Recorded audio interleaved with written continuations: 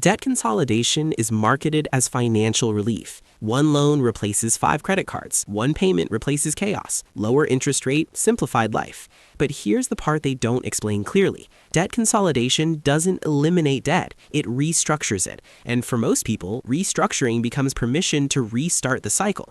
I consolidated $65,000 in debt 2 years ago. It helped, but not for the reasons I expected, and it nearly made things worse. Let me show you why.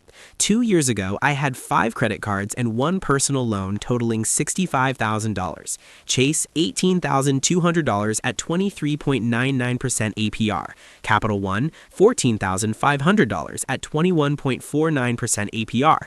Discover, $11,800 at 19.99% APR. Citi, $9,300 at 24.74% APR. Medical loan, $11,200 at 12% APR. Minimum payments combined, $1,820 per month. Monthly interest alone, approximately $1,100. I was making $78,000 a year. After taxes, $56,000. That's $4,666 per month take home. After rent, car payment, insurance, groceries, and utilities, I had roughly $2,300 left. I was paying $1,820 in minimums, leaving me $480 for everything else. I wasn't behind, I wasn't delinquent, but I wasn't moving forward either. I consolidated everything into a single loan, $65,000 at 9.5% for 5 years. New payment, $1,360 per month. I saved $460 monthly. I cut my interest rate by more than half. It felt like relief. The invisible leak. Here's what happened next that nobody warned me about. Within 4 months, I had $3,200 in new credit card balances. Not because I was reckless, because the credit cards were still open. They had 0 balances and available credit, and psychologically, that felt like room to breathe. A car repair, $1,100 on the Chase card. Unexpected travel for a family emergency, $1,400 on Capital One.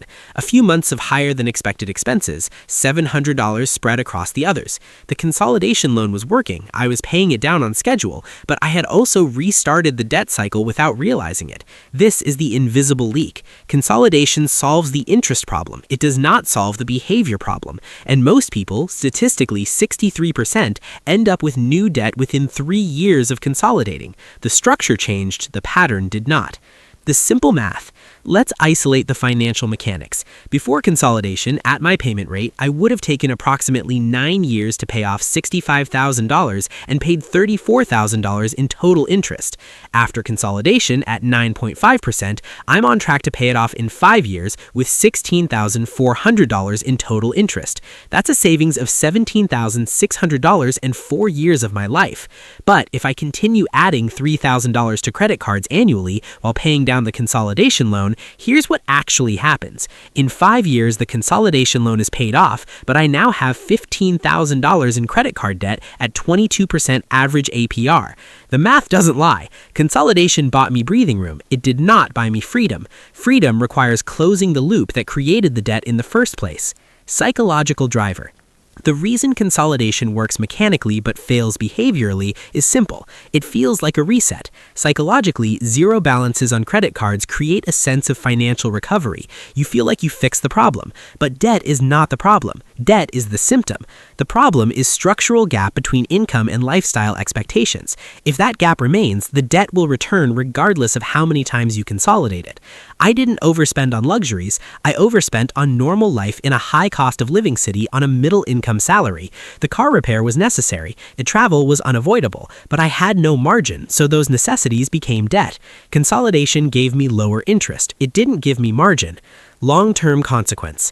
If I had consolidated and changed nothing else, in 10 years I would have paid off the original $65,000 and accumulated another $35,000 in revolving credit card debt.